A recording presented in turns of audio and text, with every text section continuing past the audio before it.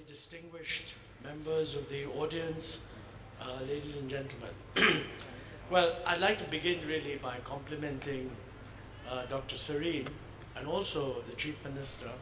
I've known Dr. Serene for many, many years, and I remember when he first conceptualized the idea of having a specialized institute. He was talking to Delhi government, trying to find a model where you could set up such an institute. My principal advice to him was, please find a way where you are not actually subject to the clutches of government control on a continuous basis. It can be one of the most cloying things, but on the other hand, the government has the ability to fund you, so please find some constructive way of combining government funding without the benefit of excessive oversight. And I think it's a compliment to the Chief Minister that she finally went along with a new model in which the government has actually borne the cost, set it up as a non-government society, enabled Dr. Serene and his colleagues, a very distinguished team of surgeons and other physicians, to set up this wonderful facility.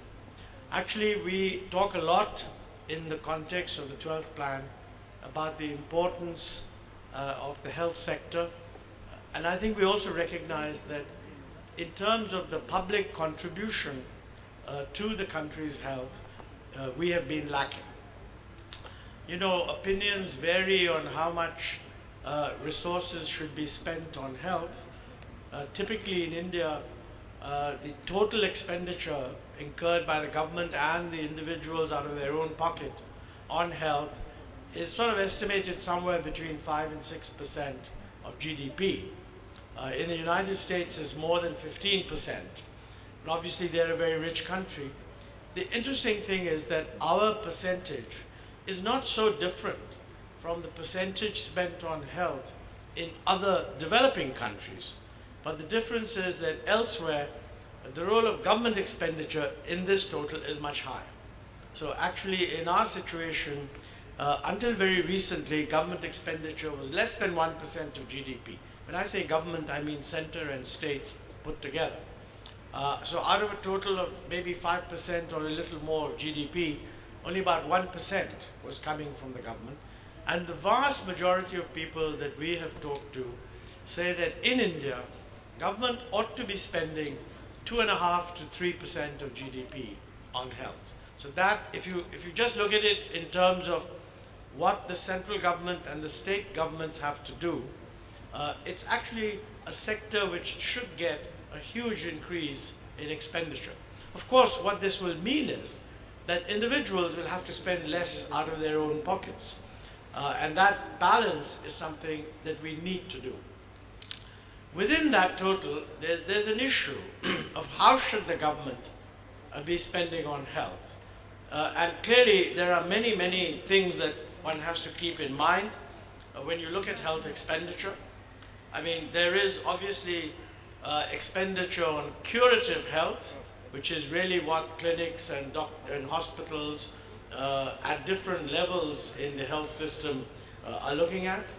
There's public health expenditure, which has been actually hugely neglected. I mean, we spend much more of our private and public money on curative health than we do on public health, so that's something that we really need to do something about.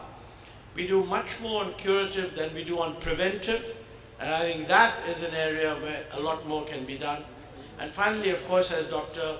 Karan Singh mentioned, there is the issue of general fitness, which I suppose you could call a form of preventive health, preventive ill health rather, which I think all of this has to be really put together. Now, if we look at experiments in how government can spend money, and how do we combine a government effort with a non-government effort, I think this is where we need a lot of innovation to find new ways of doing this. I mean, one extreme would be that there are government-run hospitals, I mean, like AIIMS or Safdarjung Hospital and many others, and there are private corporate hospitals, of which there are now many. But actually what you have is also in between are sort of not-for-profit but not government. And I think that has some advantages, many advantages actually. And I think we need to see whether there is some role for government expenditure to support the other pillars in addition to pure government-run hospitals, which we have to support and which have to be expanded. Is there a way in which the government could actually use some of its resources to promote non-government, not-for-profit hospitals? And I mean, this one is an example of that. There are other hospitals also, but this one is a very good example of a new hospital in which actually the entire money for building the hospital and getting it going was by the government, but with this very interesting revenue model that in a short time it is meant to become self-sustaining in terms of its ongoing operational expenditures. And it achieves that self-sustaining character by an element of cross-subsidy. It charges the upper-end patients much more than the cost and uses that to subsidize the lower-end patients to much lower levels. And I think yet probably what is charged at the upper end is still a fraction of the charge in the for-profit hospital. So it is a new area institutionally, and I therefore compliment particularly the Chief Minister for giving the lead in encouraging such experimentation in the area of health. I mean, the truth is that if we are running a purely government hospital, it is very difficult to protect the revenue model of that hospital, because the pressure to have virtually zero charges will be very, very high. And I think there is a strong view that a purely government hospital should just not charge at all. That's perfectly fine, providing the government is then suitably generous in meeting the operating costs of such a facility up to the standards that are necessary to keep the initial standards going. But that, of course, in practice very rarely happens. In our budgeting system, any kind of non-planned expenditure is thought to be a good thing to control and to keep down. I remember when I was in the finance ministry, there was a very interesting example in, I think, Lady Irvin Hospital, where the Japanese had given a grant to create a completely new, state-of-the-art children's ward, much upgraded equipment, etc., which would actually double the capacity, but also increase the quality of service in the new ward. And all this was done and complete. But when it came to hiring people to man the new ward, that was called non-planned expenditure, and under the sort of rules that are followed there, and I think Deepak, my good friend Deepak, knows all this very well from his exposure at the finance ministry, they managed to rule that there was no need to increase non-planned expenditure, and therefore the hospital shut down the existing children's ward and moved all the people into the new ward. So certainly the new ward was better, but there was no expansion of capacity that took place. So in order to avoid that kind of thing, I think you need hospitals which, having got established, can put themselves on some kind of a workable revenue model in order to meet the costs that they incur. Of course, there's the third kind of pillar, which could also exist, where for-profit hospitals are involved in some form of public-private partnership. This is actually in many ways the most controversial, because there is I don't think there's a perception that such hospitals shouldn't be encouraged.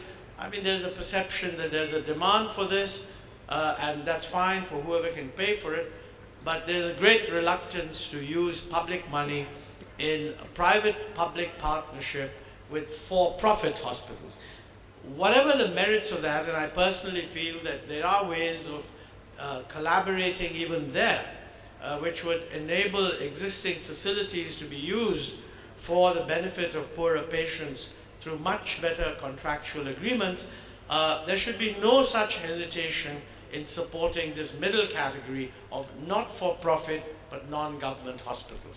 So I think this is one model, at least in the 12th plan, our intention is to try to encourage state governments everywhere to experiment with other models. Because I think the scale of the expansion that we need in terms of just the curative side of healthcare is actually very large.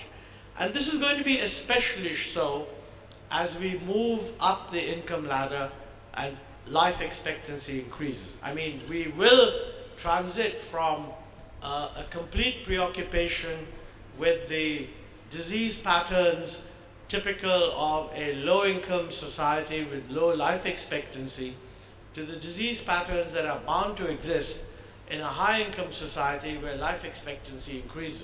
I mean, the rise in life expectancy is a major gain, but along with that is going to come new sets of diseases for which we have to plan for. And I think this kind of experimentation is going to be very important. So I think both Dr. Sareen, his team of doctors, the government of Delhi, particularly the Chief Minister, really deserve a huge amount of applause for having collaborated in a new experiment which, first of all, sets a standard for Delhi itself. There's no reason why it can't be done in other areas within Delhi, but more important for us, it also sets the standard for what can be done in other states in the country. Thank you very much for inviting me, and let me wish the 2-year